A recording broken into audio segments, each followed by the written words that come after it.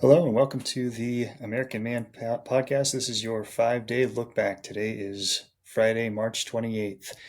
To get things started, it is March and there is March Madness going on. I don't care at all. I'm over college sports. It's semi-pro now with everyone getting paid and transferring every year and one and dones and things like that. When I was in school, I got into the school spirit and school pride and things like that. I thought it was great, and I don't blame any of the athletes. I think the NCAA created an untenable situation for them, for themselves. I don't blame anyone except the NCAA for how this is all shaken out with all the gray area and things like that. But now you're supposed to have this system where coaches and schools don't technically know how much any athlete is getting from NIL deals, and you have a group of NIL, donors who are going out and getting, offering. But you're not going to go and offer someone, $1 million to come play at your school if the coach doesn't want that player. So it's obviously everybody's in on it.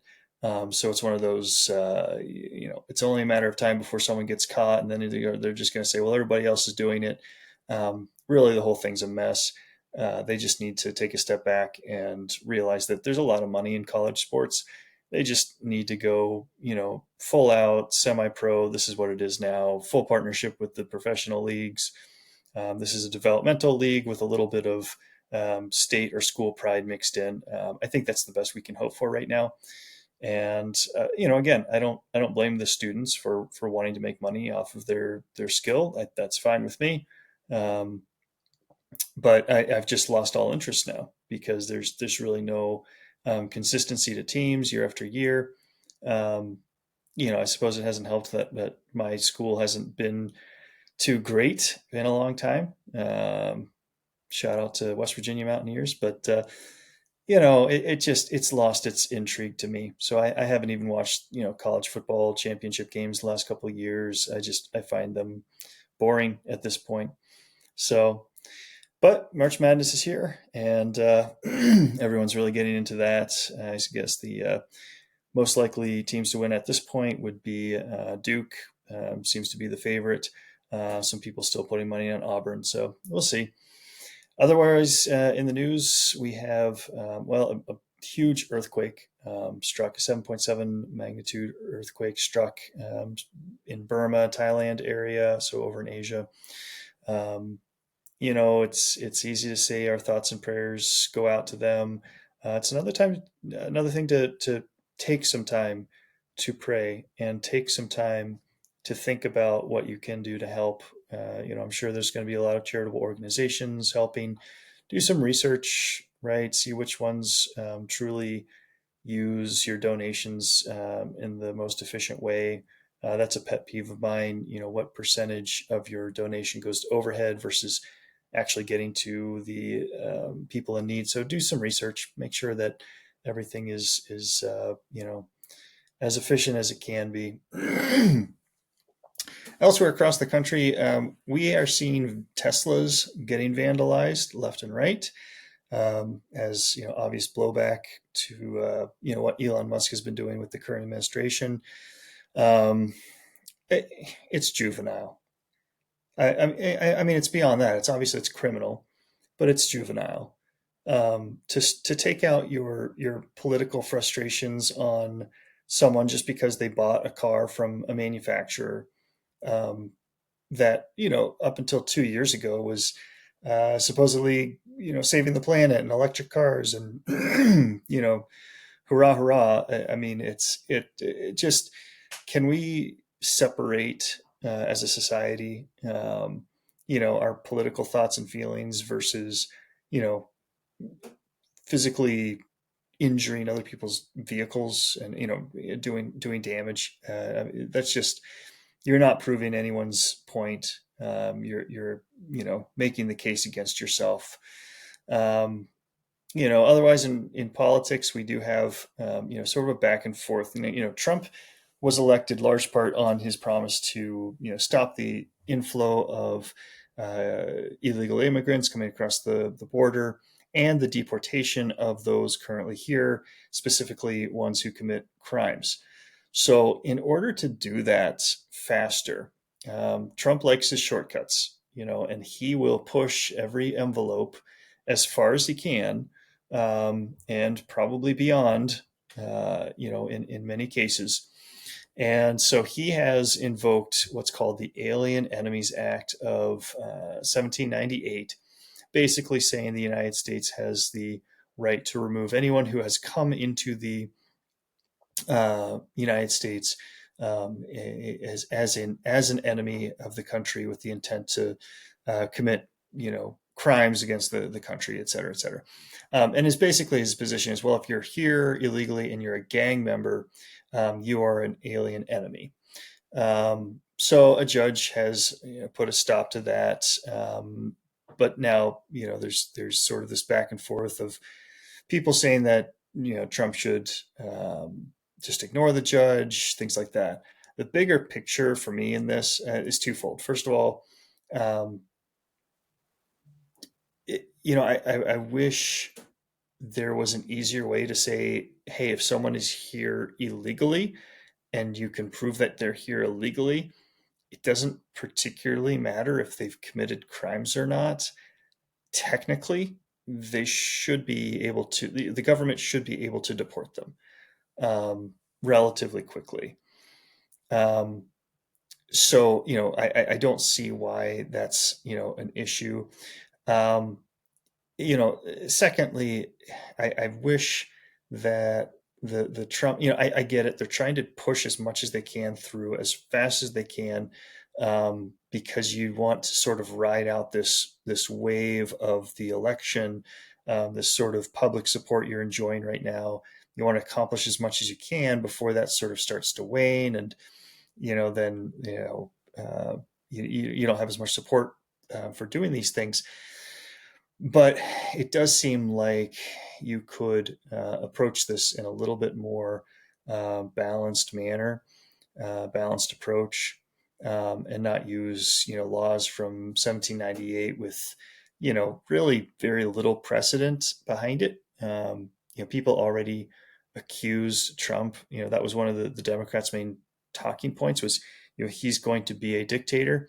He said for one day, and they took that and rode with it. And so far, it's been more than one day. So they get to point at it and say, "See, we told you." So I wish there is a medium here. There's a middle ground that I think could be reasonably used. Um, the final point on that, though, is these single judge nationwide injunctions. Why can a judge in Hawaii, or a judge in Chicago, or a judge in Colorado issue an order that stops something across the entire country? Um, that to me has been abused by both sides politically.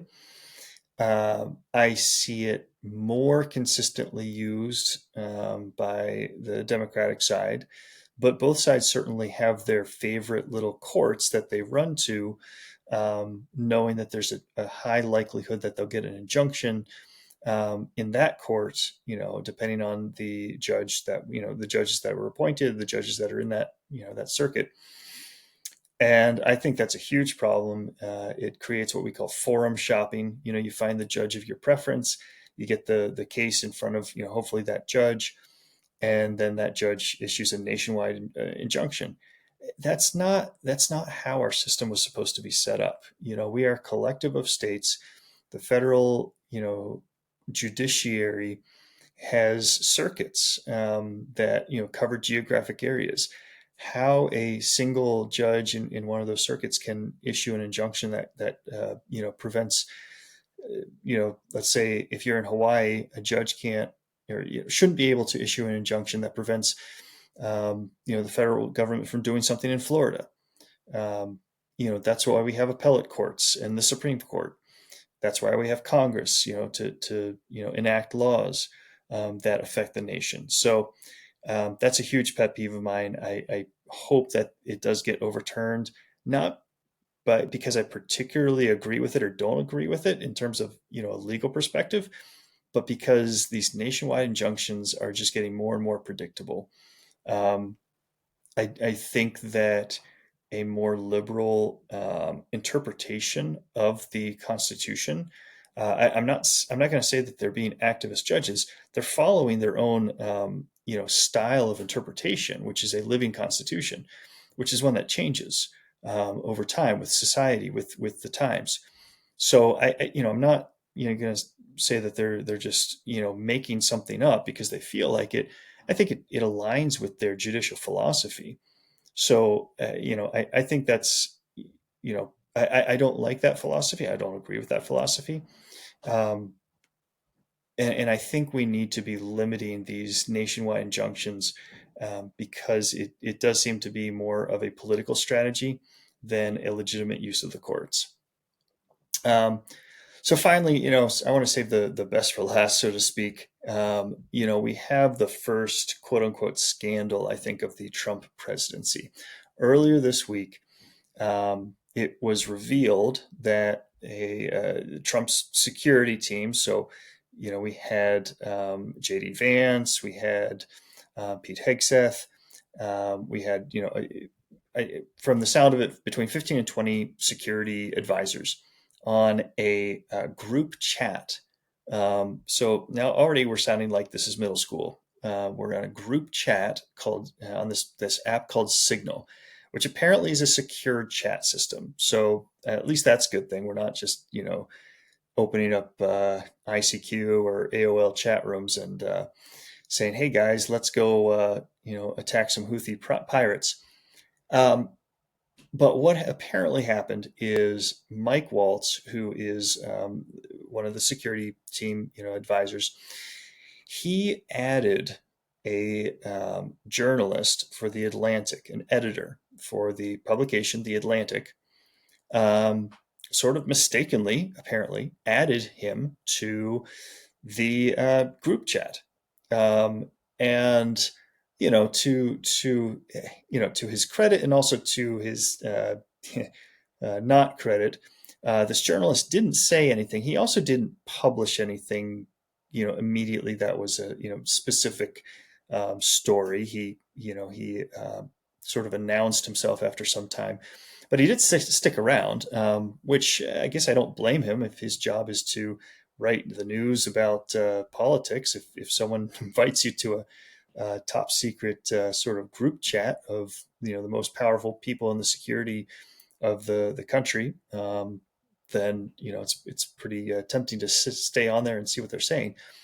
But obviously, this is a huge, huge breakdown of security measures.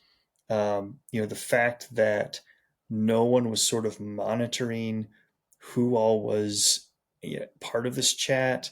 No one was monitoring the numbers that this individual Mike Waltz, that he didn't either had the number in his phone accidentally or didn't have it listed right or accidentally added him, whatever it is.